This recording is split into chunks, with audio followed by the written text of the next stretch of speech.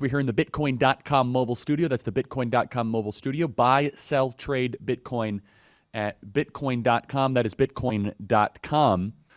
Okay, a lot happening right now with the Israel-Iran situation. So missiles are going back and forth between Israel and Iran, and more civilians are being killed in Israel. A hospital was hit in Israel. And there is a moral distinction between the targets that Israel is going after and hitting and the targets that Iran is going after and hitting. I saw my great friend Dennis Prager in the hospital, and he's fighting, and he's doing better. He's fighting. He's still in a tough spot, but he is doing better. And he was able to actually speak to me, which was phenomenal. I saw him the other day, and he said, Charlie, I watch your show every single day, and we should pray for Dennis. He says, even if it is 2 sentences, please, this was his plea to me, please remind people the moral difference between Iran and Israel. I said, you're right. Dennis, you're right. I said, I will do that, and I think that's very important. So Iran is targeting hospitals. Israel is targeting military sites and military-adjacent type institutions. That's very important. So the Israeli government is starting to signal alongside U.S. lawmakers who are doing more than signal. They're just saying it, that we need regime change. Now, this is very important. Of course, I don't want the mullahs to stay in power. Nobody in this audience does. No one likes the mullahs. No one is sympathetic. And then some of the smear merchants online say, oh, Charlie Kirk is a defender of the mullahs. Yeah, that's right. You know, in my private time, I think about how we can do our best to strengthen the mullahs. I mean, it's just an outrageous, ridiculous, sloppy accusation. Instead, what we're saying is that mass, sudden destabilization of a regime with no plan in place, no will of the people, does not work. Period. And so here's some questions that I have, and we must repeat. We trust President Trump's judgment completely here. He is a man made for this moment. I'm here in Washington, D.C., having a lot of different meetings, meeting with a lot of different people. And I can tell you, President Trump, he is made for the high-stakes, high-pressure situation. And I trust President Trump to be able to solve this. After COVID, though, and after we've seen with all of the misleading narratives, I have been trained to challenge assumptions and to ask critical questions. And I do have some questions that I would like the Israeli government or for some people to answer. I think it's very well intended. If Fordo is bombed by either the Israelis' commandos or the United States bunker busters, will it totally take out Iranian nuclear capacity? And if so, for how long? How hard is it for the Iranian government to build a bomb if you really want to? Was Iran slow walking towards a bomb, or were they sprinting towards a bomb the last couple of years? How long does it take to sprint towards a bomb if you really want it? How long does it take to get a bomb if it's your number one priority of a government? I'm curious. I don't know. Here's another question. We have destroyed, or Israeli has destroyed, the uranium enrichment of Iran. How much uranium has already been enriched? I don't know the answer to that, but I think it's interesting. What assurances can we as Americans have that a bombing of such a facility will result in no nukes for Iran? I don't know the answer to these questions. And will that end the program permanently or buy us time? And President Trump has been so consistent here. For 10 years, he's talked about nuclear. In fact, can you guys find a piece of tape here? Not about the Iranian nuclear program, but President Trump talks about his uncle who worked at MIT, and he talks about just the impact of nuclear. If you're a homeowner, you need to listen to this. When's the last time you checked on your home title?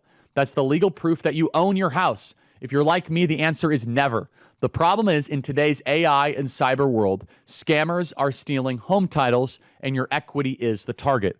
Here's how it works. Criminals forge your signature on one document, use a fake notary stamp, pay a small fee with your county, and boom, your home title has been transferred out of your name. Then they take out loans using your equity or even sell your property. You won't even know it's happened until you get a collection or a foreclosure notice. That's why you need to stop what you're doing and find out today if you're already a victim. Use my promo code Kirk at HometitleLock.com to make sure your title is still in your name. You'll also get a free title history report plus a free 14-day trial of their $1 million triple lock protection. That's 24/7 monitoring of your title, urgent alerts to any changes, and if fraud should happen, they'll spend up to $1 million to fix it. Go to HometitleLock.com now. Use promo code Kirk. That's HometitleLock.com, promo code Kirk. Do you remember in the first campaign, especially in 2016, he would go on 5 or 6 or 7 minute rants about how horrific nuclear is? I think Blake knows what I'm talking about here. He would go on, he has been so consistent about if once things go nuclear, there is no going back. That's right. President Trump used to talk about how his uncle, Dr. John Trump, who was a nuclear doctor at MIT, I'm right. It's an unbelievable clip. He would say it repeatedly. And President Trump, this was a formative geopolitical experience for him when he was growing up, of how dangerous and significant a nuclear bomb in the wrong hands is, and how it changes all the cards in the region, and how you must take a country more seriously, even though they're a bunch of maniacs, when they do not have a nuclear bomb. Look at North Korea.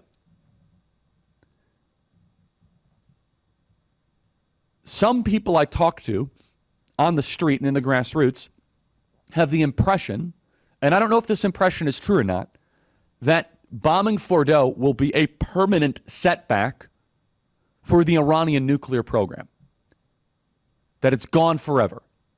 However, there are comments from the Israeli government in the last couple of days. They've said that, and I'm paraphrasing, that a nuclear program is a mindset, that this is all just about buying time. Well, that's interesting. If you're saying that a nuclear program is just a mindset, then you're actually arguing for regime change. And in some ways, you can actually, all those roads end at regime change. That's one of the reasons why I have been so outspoken against regime change the last couple of days. Is because, and I don't know the answer to these questions, but I do know that Pakistan, which is not exactly a wealthy country, and by all measures, a very third world country, has nuclear weapons. So if Pakistan, because they have them because India has them, and I'm not even saying that Pakistan shouldn't have them. I know Pakistan hasn't threatened us. That's not the argument that I'm making.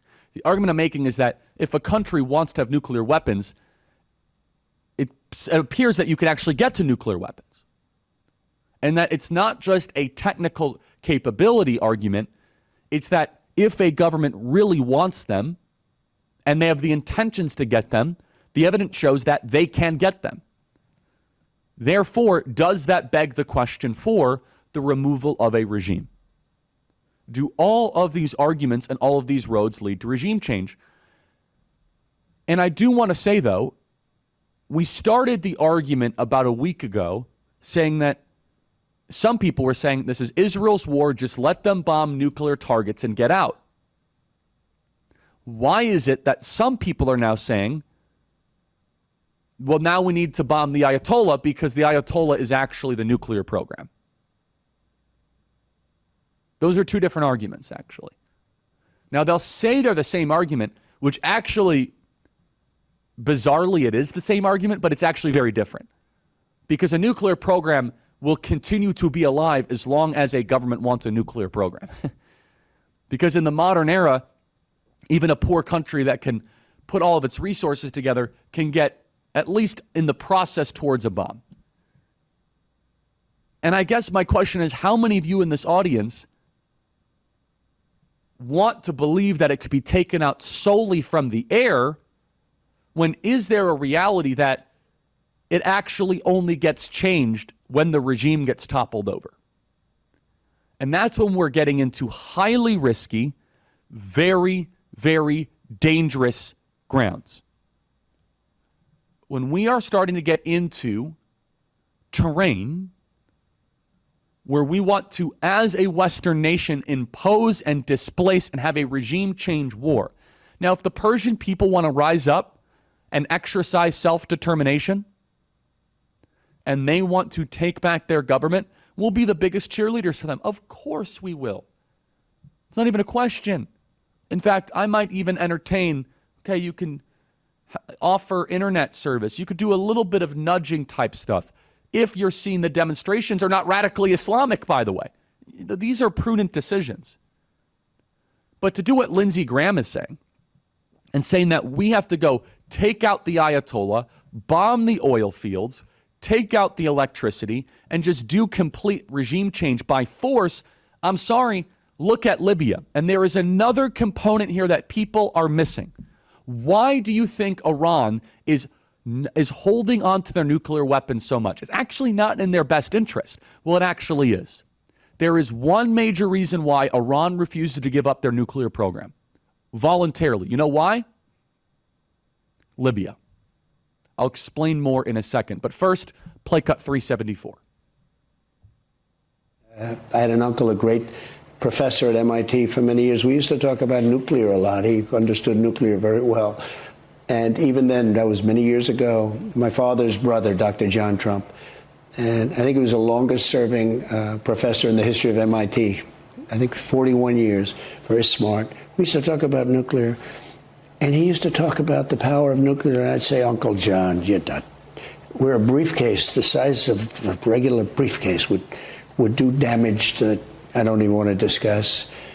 And we're a long way from that in terms of the advancement of that technology, and it's very bad, very scary. Phenomenally morally clear and consistent. Why is Iran holding on to these nuclear weapons? Well, first, I'm going to tell you about Libya.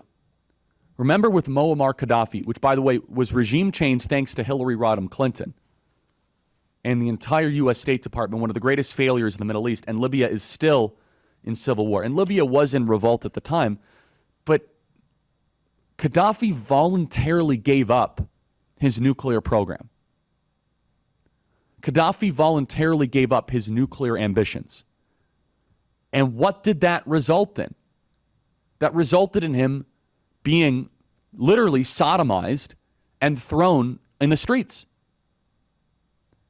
That was a signal to all of the Middle East that if you voluntarily give up your nuclear program, you lose all your cards. Iraq is a similar situation. Saddam was not popular. He was awful. Hence, Dick Cheney promising us that we'll be welcomed as liberators. But when you just go and blow things up and blow up a basically stable regime, which I'm not saying the Iranian regime is basically stable, you unleash a lot of forces that you can't control. That is why the population of Iran matters a lot.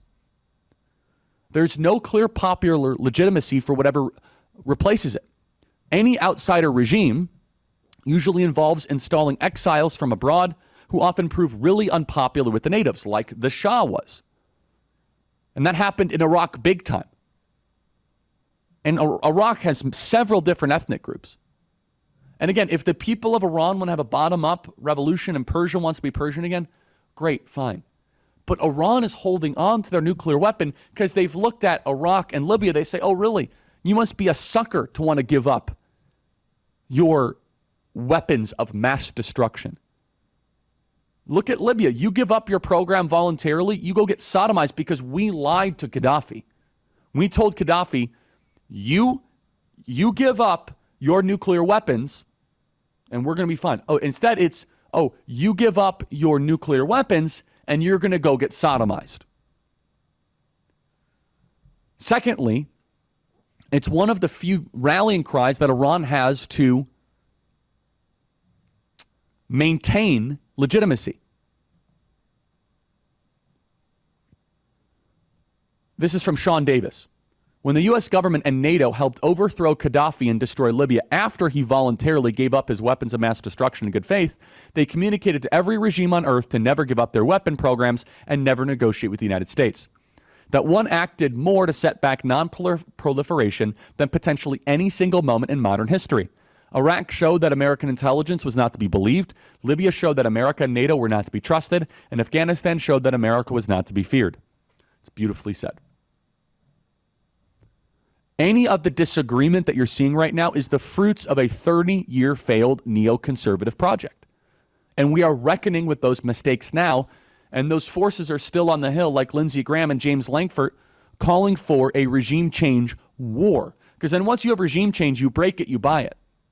Now, if Israel is going to do regime change, obviously they have the right to do that. But is that going to suck America in?